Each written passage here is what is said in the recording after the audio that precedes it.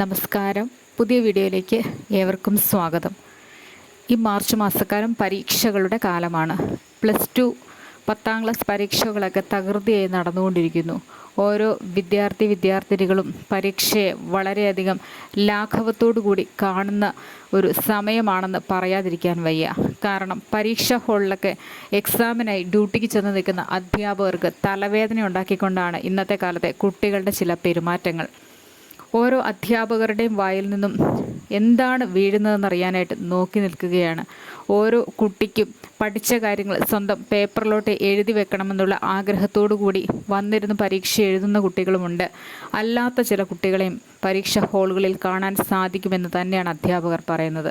അധ്യാപകർ പേടിപ്പിക്കാൻ പാടില്ല, അധ്യാപകർ വഴക്ക് പറയാൻ പാടില്ല, നോക്കാൻ പാടില്ല. ഇങ്ങനെ കുട്ടികളുടെ ഇഷ്ടം പോലെ പരീക്ഷ എഴുതുന്ന രീതികളും പരീക്ഷാ ഹാളിൽ ഉണ്ടെന്നുള്ളതാണ് പല അധ്യാപകരും വെളിപ്പെടുത്തുന്നത്. ഇന്ന് സംഭവിച്ചിരിക്കുന്നത് ഒരു വിദ്യാർത്ഥിക്ക് പരീക്ഷ എഴുതുവാനായിട്ട് സാധിച്ചില്ല. കാരണം അടുത്തിരിക്കുന്ന വിദ്യാർത്ഥിയുമായി സംസാരിച്ചു എന്നുള്ള ഒരു ആരോപണം. അടുത്തിരിക്കുന്ന കുട്ടിയാണ് സംസാരിച്ചതെന്നാണ് ആരോപണം ഉന്നയിക്കപ്പെട്ടിരിക്കുന്നത്. ഈ പരീക്ഷ എഴുതാൻ തൻ്റെ പേപ്പർ ഇൻവിജിലേറ്റർ എടുത്ത് വെച്ചുവെന്നും തനിക്ക് പരീക്ഷ തുടർന്ന് എഴുതാൻ സാധിച്ചില്ല, തൻ്റെ സമയം നഷ്ടമായി എന്നുമൊക്കെയാണ് ഇപ്പോഴത്തെ ആരോപണങ്ങൾ ഉയർന്നു വന്നിരിക്കുന്നത്.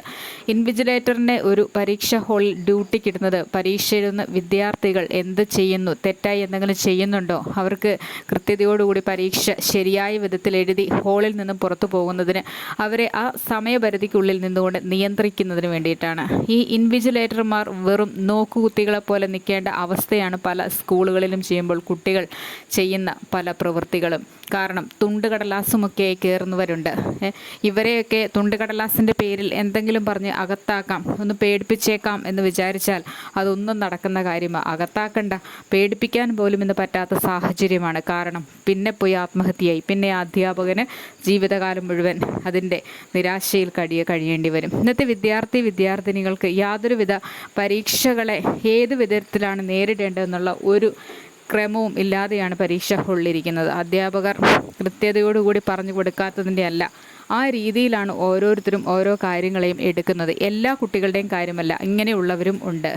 പല കുട്ടികളും അടുത്തിരിക്കുന്ന കുട്ടികൾ ശല്യമായി വരാറുണ്ട്.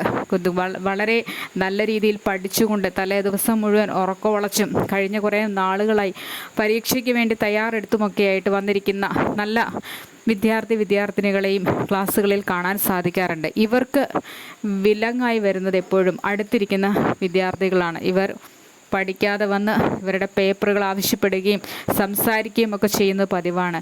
ഇതിൽ രണ്ടുപേരും കുറ്റക്കാരാണ്. കാരണം പരീക്ഷ എഴുതാതെ വന്നിരിക്കുന്നവർ പരീക്ഷ എഴുതാതെ തന്നെ പൊക്കോട്ടെ, പരീക്ഷ എഴുതിയിട്ട് വന്നിരിക്കുന്നയാൾ ഇവരെ സുഹൃത്തുക്കളായാലും യാതൊരുവിധ പരിഗണനയും കൊടുക്കേണ്ട ആവശ്യമില്ലെന്നാണ് പറയുന്നത്. കാരണം ഇവരെല്ലാം ഒരുമിച്ചല്ലേ ഇത്രയും കാലം ഇരുന്ന് പഠിച്ചത്. ഒരുമിച്ച് പഠിച്ചവർ പരീക്ഷ എഴുതാൻ ഹാളിൽ എത്തിക്കഴിഞ്ഞാൽ ഇവരുടെ സഹായം ആവശ്യപ്പെടുന്നത് എന്തിനാണ്? ഇത്രയും ശല്യക്കാരായ ചില കുട്ടികൾ ഉള്ളതുകൊണ്ടാണ് ഇന്ന് ഈ വിദ്യാർത്ഥിക്ക് ഇത്തരത്തിൽ പരീക്ഷ എഴുതാൻ സാധിക്കാതെ വന്നത്. ഇൻവിജിലേറ്റർമാർക്കും പറയുന്നതിന് ഒരു പരിധിയുണ്ടല്ലോ. കോപ്പിയടിയൊക്കെ ഒരു നിസ്സാര സംഭവമായി മാറിക്കൊണ്ടിരിക്കുന്നത് പോലെയാണ് തോന്നാറ്. കാരണം കുട്ടികൾക്കൊക്കെ പരസ്പരം നോക്കി എഴുതുന്ന കാര്യത്തിലൊന്നും ഒരു ജാള്യതയും ഇല്ലെന്ന് മാത്രമല്ല, ഓരോ കുട്ടികളും പഠിച്ചിട്ട് വരുന്ന കുട്ടികൾ പോലും മറ്റുള്ളവരെ കാണിച്ചു കൊടുക്കാൻ ഒരു മടിയും കാണിക്കുന്നില്ല താനും.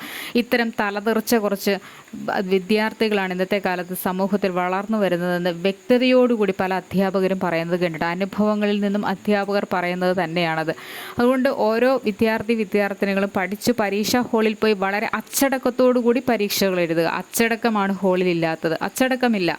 നിയന്ത്രണ വിധേയമായിരുന്ന പല ക്ലാസ് മുറികളുമാണ് പണ്ട് കണ്ടിരുന്നത്, ഇന്നതല്ല. ഇന്ന് നിയന്ത്രിക്കാൻ വളരെയധികം പാടുപെട്ടുകൊണ്ടിരിക്കുന്ന ഒരു സാഹചര്യത്തിലേക്കാണ് പോകുന്നത്.